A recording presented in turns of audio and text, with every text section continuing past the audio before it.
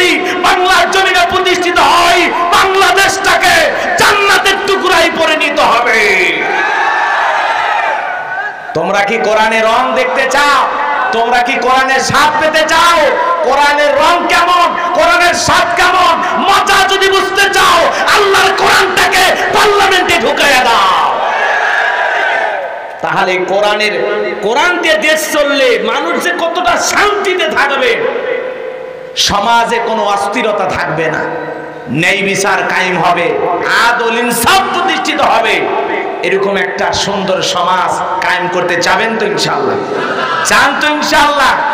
আমাদের একটাই চাওয়া, আল্লাহর কোরআন দিয়ে বাংলার পার্লামেন্ট চলবে ইনশাআল্লাহ। চান তো ইনশাআল্লাহ? আল্লাহ আমাদের এই চাওয়াটাকে পূরণ করে দেন, জোরে বলেন আমিন। জীবনে একটাবার আমাদের চাওয়া, কোরআন দিয়ে দেশটা চালাইলে কেমন দেখা যায়, আমরা দুনয়ন ভরে একটু দেখতে চাই। আল্লাহ সেই সুযোগ তৈরি করে দেন, জোরে বলেন আমিন। সামনে সেই সুযোগ আসবে, সুযোগের সদ্ব্যবহার করা লাগবে। কথা কি বুঝতে পারতেছেন? ইসলামের গণজোয়ার তৈরি হয়ে গেছে, অচিরেই আলহামদুলিল্লাহ আমরা বিশ্বাস করি আগামীর সূর্য ইসলামের সূর্য। আগামীর বাংলাদেশ ইসলামের বাংলাদেশ, আগামীর বাংলাদেশ আলেম ওলামাদের বাংলাদেশ। এই বাংলাদেশে সকল ধর্মের মানুষ নিরাপদ ভাবে বসবাস করবে, কারো প্রতি বিন্দু পরিমাণে জুলুম করা হবে। আল্লাহ এ দেশের উপরে খাস রহমত বরকত নাজিল করুন, জোরে বলুন আমিন। আপনাদের কষ্ট হচ্ছে অনেকেরই, তারপরেও বেশি চাপাচাপি করে না বসলেও একটু ফাঁকা ফাঁকা হয়ে যদি বসে পরিবেশটাকে সুন্দর করে ভালো লাগবে। জায়গা আছে তো, এখন অনেক ভাইরা বসতে পারবে। যে ভাইরা দাঁড়িয়ে আছেন, মেহরবানি করে অনুরোধের ভাষায় বলছি, একটু বসে পড়েন। আমি সালাম দিয়ে আলোচনা শুরু করছি, আশা করছি সকলেই সালামের জবাব জোরে সোরে দেবেন।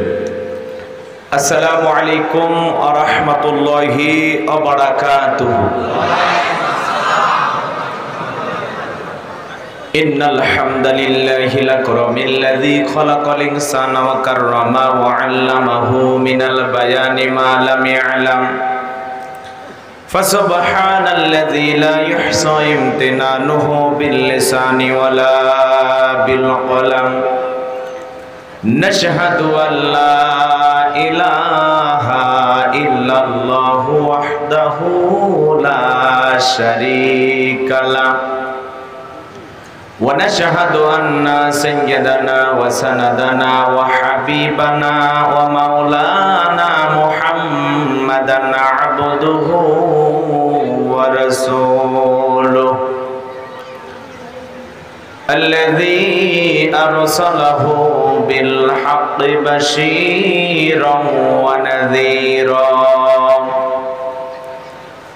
وداعيا إلى الله بإذنه وسراجا وقمرا منيرا فقد قال الله تعالى في كلامه المجيد وفي فرقانه الحميد। সকলে জবান ছেড়ে মোহাব্বতে আওয়াজ দিয়ে পড়ুন, আউযু বিল্লাহি মিনাশ শাইতানির রাজীম। বিসমিল্লাহির রাহমানির রাহিম। ইন্না আ'তাইনাকাল কাওসার ফাসাল্লি লিরাব্বিকা ওয়ানহার ইন্না শানিয়াকা হুয়াল আবতার। সাদাক্তা ইয়া রাব্বাল আলামিন। وعن أبي هريرة رضي الله تعالى عنه قال قال رسول الله صلى الله عليه وسلم الدنيا سجن المؤمن وجنة الكافر رواه المسلم وقال تعالى في شان حبيبي ইন্নাল্লাহা ওয়া মালাইকাতাহু ইউসাল্লুনা আলান নবী ইয়া আইয়ুহাল্লাযীনা আমানু সাল্লু আলাইহি ওয়া সাল্লিমু তাসলিমা। সকলে দরুদ ইব্রাহিম পড়ুন। আল্লাহুম্মা সাল্লি আলা মুহাম্মাদিন ওয়া আলা আলি মুহাম্মাদ কামা সাল্লাইতা আলা ইব্রাহিম ওয়া আলা আলি ইব্রাহিম ইন্নাকা হামিদুম মাজিদ। আল্লাহুম্মা বারিক আলা মুহাম্মাদিন ওয়া আলা আলি মুহাম্মাদ কামা বারাকতা আলা ইব্রাহিম ওয়া আলা আলি ইব্রাহিম ইন্নাকা হামিদুম মাজিদ। মুসিবতে না পাই যদি, মুসিবতে না পাই যদি করোনা তোমার,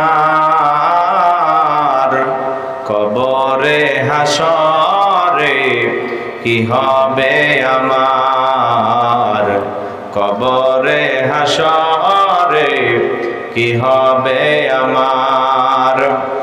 আসি গো ডুবে আমি পাপেরি সাগরে, না জানি কি হবে ও পারে হাসরে। আসি গো ডুবে আমি পাপেরি সাগরে, না জানি কি হবে ও পারে হাসরে। তোমারি সুপারিশ বিনে, তোমারি সুপারিশ বিনে কেমনে হব পার, কবরে হাসরে কি হবে আমার, কবরে হাসরে কি হবে আমার। তুমি তো দিয়েছ দেখিয়ে আলোর পথ, বলেছ সে পথেই মিলবে রহমত। তুমি তো দিয়েছ দেখিয়ে আলোর পথ, বলেছ সে পথেই মিলবে রহমত। কেন যে ভুল পথে আমি, কেন যে ভুল পথে আমি করলাম জীবন পার, কবরে হাসরে কি হবে আমার, কবরে হাসরে কি হবে আমার। লা ইলাহা ইল্লাল্লাহ, জোরে লা, জোরে লা ইলাহা ইল্লাল্লাহ, জোরে লা ইলাহা, জোরে লা ইলাহা ইল্লাল্লাহ, জোরে লা ইল্লাল্লাহ, জোরে লা ইলাহা, জোরে লা ইলাহা, জোরে লা ইলাহা ইল্লাল্লাহ, জোরে লা ইলাহা। যার দিলে আছে আমার আল্লাহর ভয়, যার মনে আছে আমার আল্লাহর ভয়, আল্লাহ আল্লাহ সব সময়। আহার নিদ্রা ভালো লাগে না এই দুনিয়া, ভালো লাগে না, ভালো লাগে শুধু ইল্লাল্লাহ, লা ইলাহা ইল্লাল্লাহ, জোরে লা, জোরে লা ইলাহা ইল্লাল্লাহ, জোরে লা ইলাহা, লা ইলাহা ইল্লাল্লাহু মুহাম্মাদুর রাসূলুল্লাহ। জবান সে এক বাক্যে পড়ছি সাল্লাল্লাহু আলাইহি ওয়াসাল্লাম। বাংলাদেশের ঐতিহ্যবাহী পাবনা জেলার ঈশ্বরদী থানার অন্তর্গত মিরকাবাড়ি কেন্দ্রীয় গোরস্থান ঐক্যা কমিটির উদ্যোগে আজকের 2 দিন ব্যাপী তাফসীরুল কোরআন মাহফিলের প্রথম রজনীর সম্মানিত সুযোগ্য অনারেবল প্রেসিডেন্ট জনাব আলহাজ মোহাম্মদ নজরুল ইসলাম সাহেব, আল্লাহ পাক তার গোলামকে হায়াতে তৈয়বা সিয়াতে কুলিয়া দান করুন, সকলে বলুন আমিন।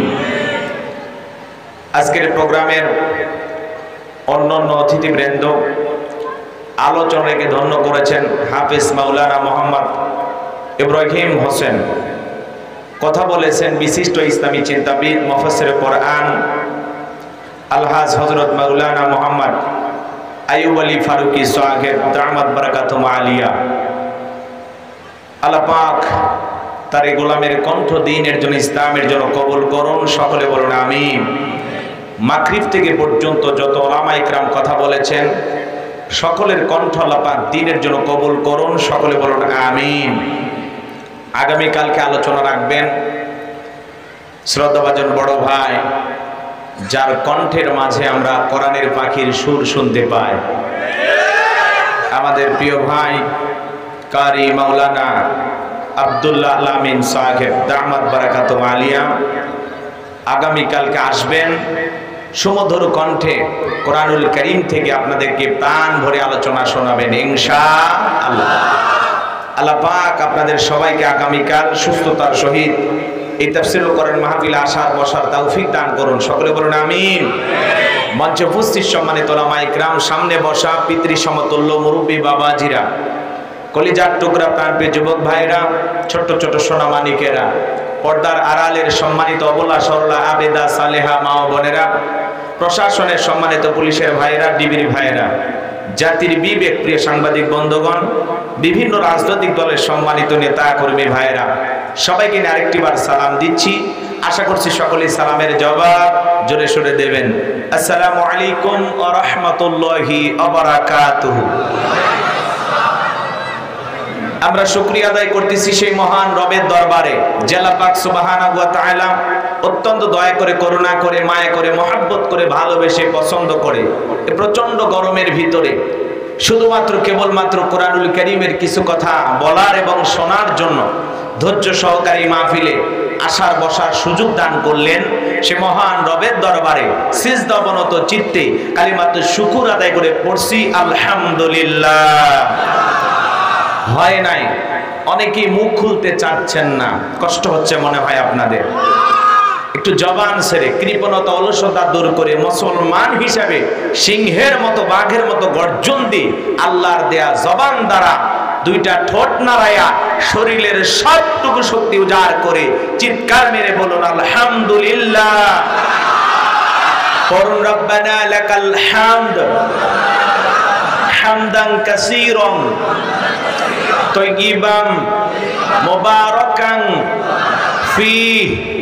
লক্ষ কোটি দরুদ সালাম মানবতার শ্রেষ্ঠ বন্ধু বিশ্বনবী বিশ্বনেতা, যে নবী আইয়ামে জাহিলিয়াতের যুগে আগমন করে অসভ্য মানুষগুলোকে সভ্য বানিয়েছেন, অভদ্র মানুষগুলোকে ভদ্র বানিয়েছেন, কোরআন নামের সংবিধান দিয়া কোরআনের রাজ কায়েম কইরা সোনালী যুগ উপহার দিয়ে মদিনার পাক ভূমিতে শায়িত আছেন। সে রাসূলের প্রতি কলিজা ভরা মহব্বত নিয়ে পড়ছি দরুদ সালাম, সকলেই পড়ুন সাল্লাল্লাহু আলাইহি ওয়াসাল্লাম। সম্মানিত ভাইয়ের, আজকের প্রোগ্রামে আসতে পেরে বসতে পেরে আপনারা খুশি না বেজার? কারা কারা বেজার দুই হাত তুলে দেখান। আলহামদুলিল্লাহ। পাবনার মানুষ অনেক চালাক। আমরা আজকে এসেছি পাবনা, নাই আমাদের কোনো ভাবনা। পাবনার মানুষ এই যে 2024 সালে আপনাদের কেমন লাগতেছে? ভালো লাগতেছে না? ভালো লাগতেছে আমাদের। একটু অপেক্ষা করেন, কথা শুরু করি, আস্তে আস্তে টের পাবেন ইনশাআল্লাহ। এই দেশে গত বছরে আমরা প্রোগ্রাম করেছি, একটা মাহফিলের অনুমতি নেওয়ার জন্য কর্তৃপক্ষের ভাইদের পায়ের জুতা ক্ষয়ে গেছে। কথা চলবে আল্লাহর কোরআনের, আর অনুমতি দেয় ওনারা। বিরাট বড় ক্ষমতাধর মনে করেছিলেন। আমরা এতই ওয়াজ করে বুঝাইছি, কোনো ওয়াজ আমল হয়নি। জোরে করে আবু জেলের নাম নিলে চমকে উঠছে, হ্যাঁ হুজুর আমাদেরকেই তো সব দিয়ে গেলেন, তো সবই বোঝো তো ভালো হও না কেন? ফিরাউনের নাম জোরে নিলে কয় হুজুর সব অস্ত আমাদের বিরুদ্ধেই করে গেলেন, কথা কয় না? যদি বলেন জালেম নেতা স্বৈরাচার এগুলো যদি বলেন, তখন মাহফিল শেষে বলে হুজুর আমরাই হাতিয়ে দিয়ে মাহফিল করলাম, সব বাস আমাদেরকে দিয়ে গেলেন। এত বোঝা বোঝে কিন্তু সোজা হয় না। পরিশেষে এমন সোজা হওয়া হইছে, আহারে দেশে আর জায়গাই হলো না। কেউ কেউ গর্তে লুকায়, মাঝে মাঝে ফেসবুকে উকি মারে, আবার হারিয়ে যায়। কি জ্বালা! আহা, সেই ডায়লগ দেওয়া মানুষটা গেল কই? কথা বলেন না কেন? কষ্ট পাচ্ছেন? বিরক্ত হয়েছেন? একটু অপেক্ষা করেন, শুরু করবো ইনশাল্লাহ। শুরু করতে দেন, এখন তো আর কোনো ভয় নাই, আছে? এরকম পরিবেশেও যদি আপনি আমি ভয় পাই, তাহলে আপনার আমার চাইতে ভীতু কাপুরুষ আর কেউ নাই। ভয় পাওয়ার সুযোগ নাই।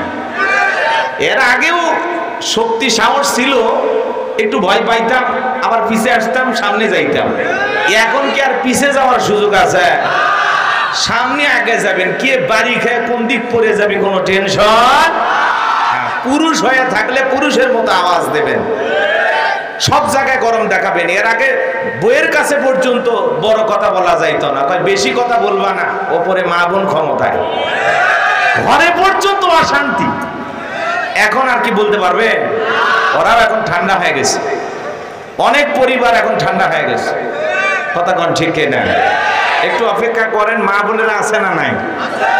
মা বোনদের জন্য স্পেশাল আলোচনা আছে ইনশাআল্লাহ।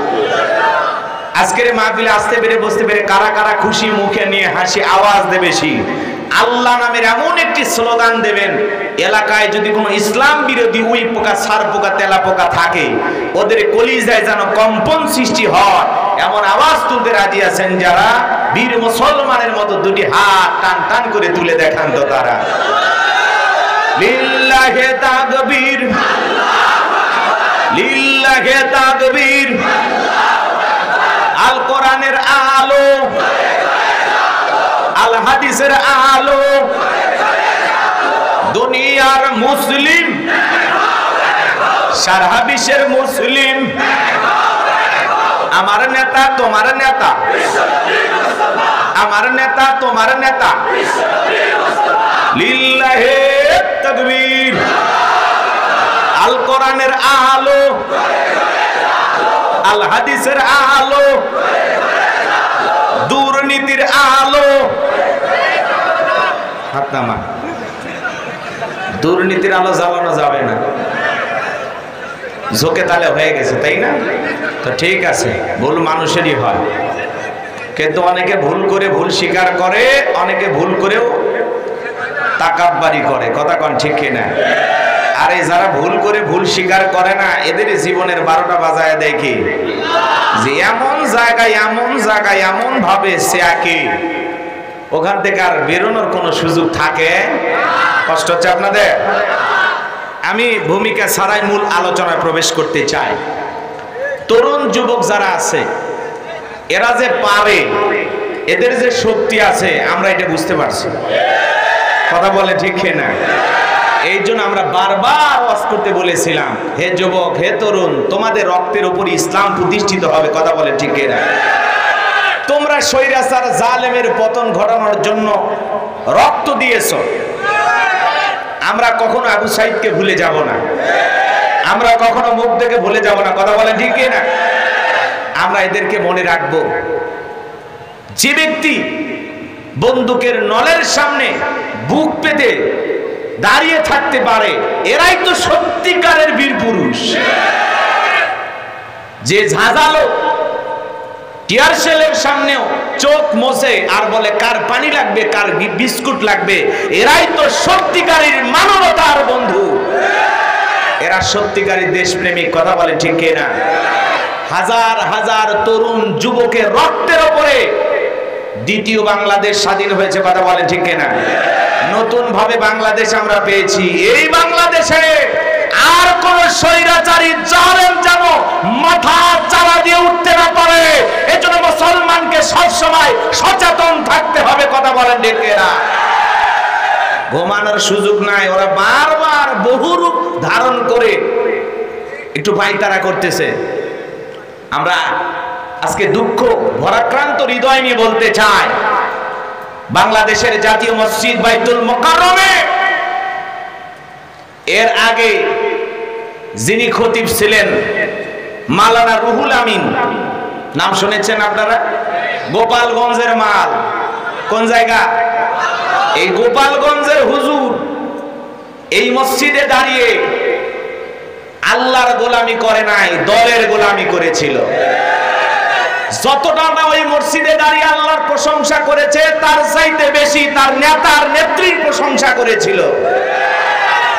আজকে সেই সরকারের পতন হওয়ার পরে ওই 5 তারিখের পরে এই মসজিদের ইমাম সাহেব সে নিজেও পালিয়ে গেছিল, আত্মগোপনে ছিল, তার চেহারা টর্চ লাইট মেরে খুঁজে পাওয়া যায় নাই। আবার আজকে কিছু পোলাপান নিয়ে, গোপালগঞ্জ থেকে কিছু পোলাপান নিয়ে আইসা আমাদের পবিত্র মসজিদ বাইতুল মোকাররম জাতীয় মসজিদে কিছু সাঙ্গপাঙ্গ গুন্ডা চালা চামুন্ডা নিয়ে আইসা একটা অপ্রীতিকর ঘটনা ঘটাইছে, একটা অনাকাঙ্ক্ষিত ঘটনা ঘটাইছে। আল্লাহ ঘর মসজিদকে রক্তাক্ত করেছে এই খতিব নামের একজন বেয়াদব, কথা বলেন ঠিক না? আমরা তার চূড়ান্ত শাস্তি চাই। আল্লাহর ঘর মসজিদ নিয়ে ষড়যন্ত্র করেছে, জোর করে খতিবগিরি করবা, জোর করে ইমামতি করবা। সরকারের গোলামি করেছিল, আল্লাহর গোলামি করে নাই। ওই মসজিদের মেম্বারে দাঁড়িয়ে যদি রাসূল আকরাম সাল্লাল্লাহু আলাইহি ওয়াসাল্লামের আদর্শকে বাস্তবায়ন করার জন্য কথা বলতো, হক কথা বলতো, দেশ ও জাতিকে রক্ষা করার জন্য সুন্দর আলোচনা রাখতো, পুরো দেশের মানুষ তাকে মাথায় তুলিয়ে রাখতো। টাকা ঘুষ দিয়ে খতিব হইতো এরা, কথা বলেন না কেন? টাকা ঘুষ দিয়া খতিব হইতো। বাইতুল মোকাররমের আজকে যে অনাকাঙ্ক্ষিত ঘটনা ঘটেছে, বহু মুসল্লি রক্তাক্ত হয়েছে। এই ব্যক্তিকে মসজিদ কর্তৃপক্ষ হাতে পায়ে ধরে বলেছে, হুজুর আপনি এসেছেন ভালো কথা, আপনি বাইরে চলে যান, দয়া করে আপনি মসজিদের মেম্বারে দাঁড়াবেন না, কারণ মুসল্লিরা আপনাকে সমর্থন করে না, তারা মেনে নেবে না। একটা অনাকাঙ্ক্ষিত ঘটনা ঘটতে পারে, কিন্তু মাওলানা রুহুল আমিন সাহেব কারো কথা শোনে নাই, জোর করে যখন মেম্বারে দাঁড়িয়েছে এটা আর মেনে নিতে পারে নাই। মুসল্লিদের ভিতরে পক্ষ বিপক্ষে তুমুল আলোচনা সমালোচনা, এক পর্যায়ে এটা সংঘর্ষের ভিতরে লিপ্ত হয়ে যায়। এই জন্য আমরা বলতে চাই, যে ব্যক্তির কারণে বাইতুল মোকাররম আজকে রক্তাক্ত হয়েছে, সেই ইমাম সহ যারা এই ঘটনায় জড়িত, এদের শাস্তির দাবি কারা কারা চান? 2 হাত তুলে আল্লাহকে দেখান। লিল্লাহি তাকবীর। আমরা চাই বাংলাদেশের প্রত্যেকটা মসজিদের মেম্বার থেকে কোরআন সুন্নাহর আদর্শের কথা বের হবে, আল্লাহর কোরআন এই জমিনে বাস্তবায়ন করা হবে, সেই কথা বের হবে, কথা বলেন ঠিক কিনা? প্রত্যেকটা মসজিদের মেম্বার থেকে আল্লাহর জমিনে আল্লাহর দ্বীনকে বাস্তবায়ন করতে হবে, কোরআনের বিজয় চেয়ে দোয়া করতে হবে, কথা বলেন ঠিক কিনা? একজন আলেমের নামে দোয়া করার সাহস পাইতো না এরা, আর এই দেশের বিভিন্ন নেতার নামে দোয়া করতে করতে এমন জায়গায় নিয়ে যায়, কেউ দোয়া করতে, কেউ দোয়া করে জান্নাতে দেয়, আবার কেউ কয় আল্লাহ জাহান্নামের সর্বোচ্চ জায়গায় স্থান দেও। জোরে কোন সুবহানাল্লাহ।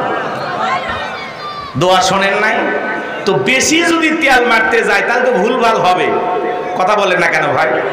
তো এই জন্য আল্লাহ পাক যেন এই সমস্ত দালাল আলেমদের হাত থেকে এদেশের মানুষদেরকে আল্লাহ হেফাজত করে। জোরে বলেন আমিন, আর জোরে বলেন আমিন। আমরা পরিষ্কারভাবে বলে দিতে চাই, এই মাওলানা রুহুল আমিন সহ গোপালগঞ্জ থেকে যে সমস্ত ক্যাডার মাস্তান নিয়ে এসে বাইতুল মোকাররম মসজিদ দখল করার চেষ্টা করা হয়েছে, এর সাথে যারা যারা জড়িত প্রত্যেকজনের বিচার বাংলার জমিনে করতে হবে, কথা বলেন ঠিক না?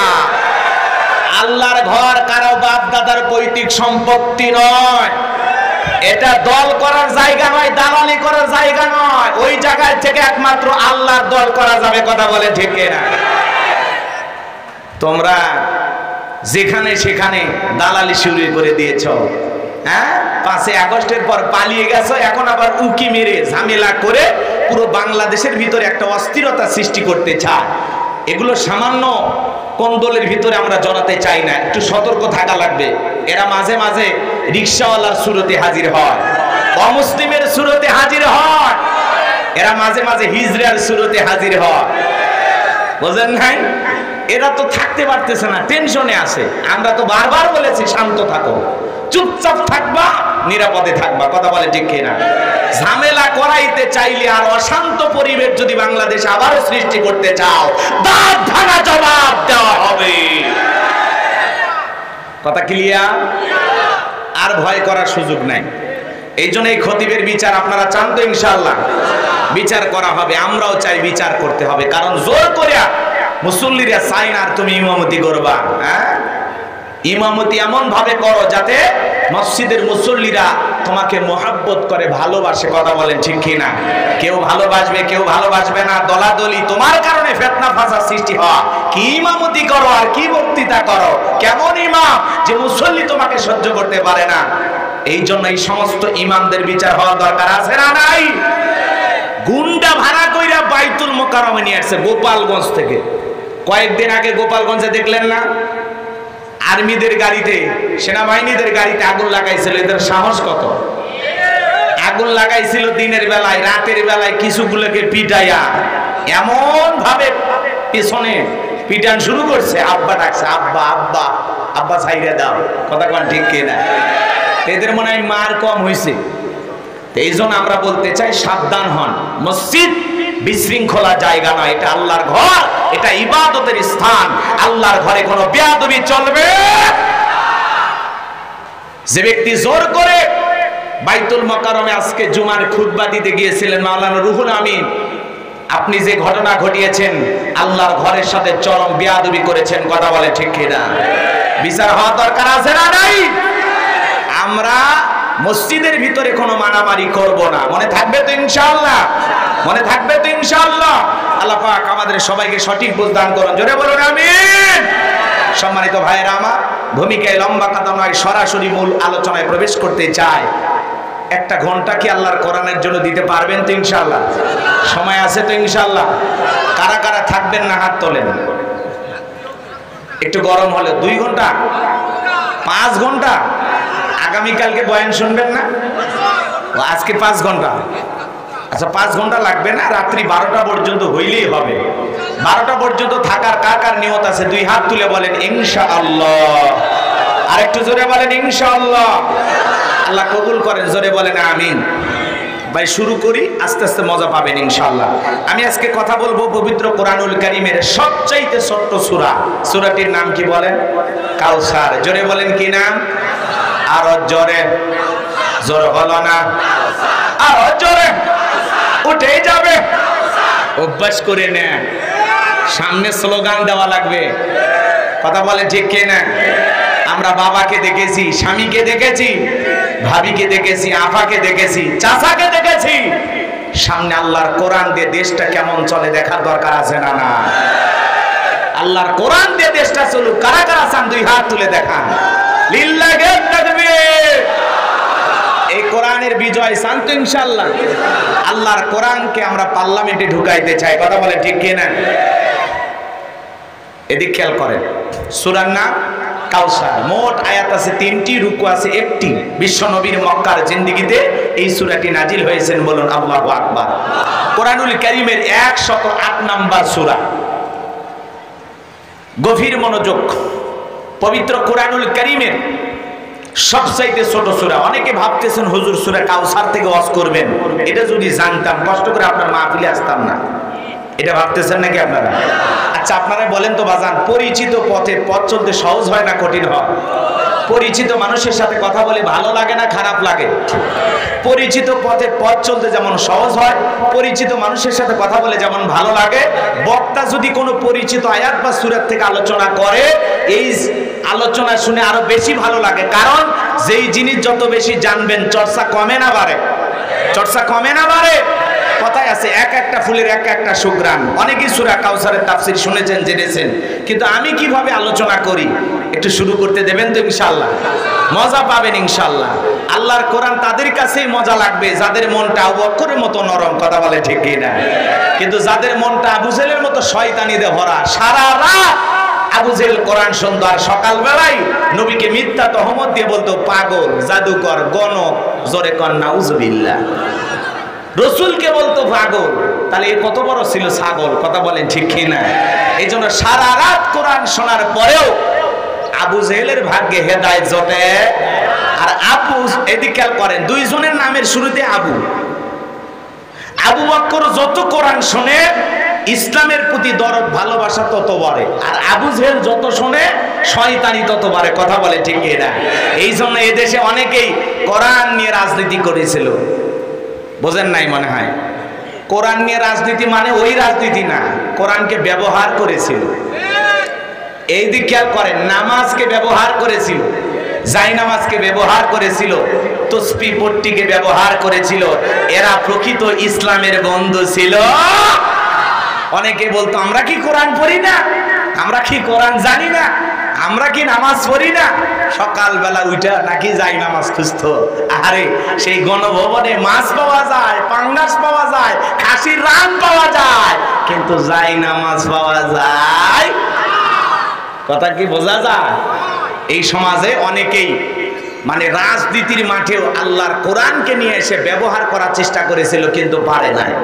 সত্যিকারে যারা ইসলামের রাজনীতি করে, কোরআনের রাজনীতি করে, তাহলে সেই দেশে কখনো হত্যাকাণ্ড হবে না, ধর্ষণ হবে না, অনাচার থাকবে না, জুলুম থাকবে না, অত্যাচার থাকবে না, কালো টাকা থাকবে না, সুদ ঘুষ জিনা ব্যভিচার থাকবে না। আল্লাহর কোরআনের রাজনীতি যদি বাংলার জমিনে প্রতিষ্ঠিত হয়, বাংলাদেশটাকে জান্নাতের টুকরাই পরিণত হবে। তোমরা কি কোরআনের রং দেখতে চাও? তোমরা কি কোরআনের স্বাদ পেতে চাও? কোরআনের রং কেমন, কোরআনের স্বাদ কেমন, মজা যদি বুঝতে চাও, আল্লাহর কোরআনটাকে পার্লামেন্টে ঢুকাইয়া দাও। তাহলে কোরআন দিয়ে দেশ চললে মানুষ যে কতটা শান্তিতে থাকবে, সমাজে কোনো অস্থিরতা থাকবে না, ন্যায় বিচার কায়েম হবে, আদল ইনসাফ প্রতিষ্ঠিত হবে। এরকম একটা সুন্দর সমাজ কায়েম করতে চাবেন তো ইনশাআল্লাহ? চান তো ইনশাআল্লাহ? আমাদের একটাই চাওয়া, আল্লাহর কোরআন দিয়ে বাংলার পার্লামেন্ট চলবে ইনশাআল্লাহ। চান তো ইনশাআল্লাহ? আল্লাহ আমাদের এই চাওয়াটাকে পূরণ করে দেন, জোরে বলেন আমিন। জীবনে একটাবার আমাদের চাওয়া, কোরআন দিয়ে দেশটা চালাইলে কেমন দেখা যায়, আমরা দুনয়ন ভরে একটু দেখতে চাই। আল্লাহ সেই সুযোগ তৈরি করে দেন, জোরে বলেন আমিন। সামনে সেই সুযোগ আসবে, সুযোগের সদ্ব্যবহার করা লাগবে। কথা কি বুঝতে পারতেছেন? ইসলামের গণজোয়ার তৈরি হয়ে গেছে, অচিরেই আলহামদুলিল্লাহ আমরা বিশ্বাস করি আগামীর সূর্য ইসলামের সূর্য। আগামীর বাংলাদেশ ইসলামের বাংলাদেশ, আগামীর বাংলাদেশ আলেম ওলামাদের বাংলাদেশ। এই বাংলাদেশে সকল ধর্মের মানুষ নিরাপদভাবে বসবাস করবে, কারো প্রতি বিন্দু পরিমাণে জুলুম করা হবে। আল্লাহ এদেশের উপরে খাস রহমত বরকত নাজিল করুন, জোরে বলুন আমিন। তাহলে সূরার নাম কি বলেছি? কাউসার। একটু জবান ছেড়ে সবাই একটু মহাব্বতে আমার সাথে তেলাওয়াত করুন। আর যে ওয়াদা দিয়েছেন খবরদার ওয়াদা ভঙ্গ করবেন না, কারণ ওয়াদা ভঙ্গ করা কিসের লক্ষণ?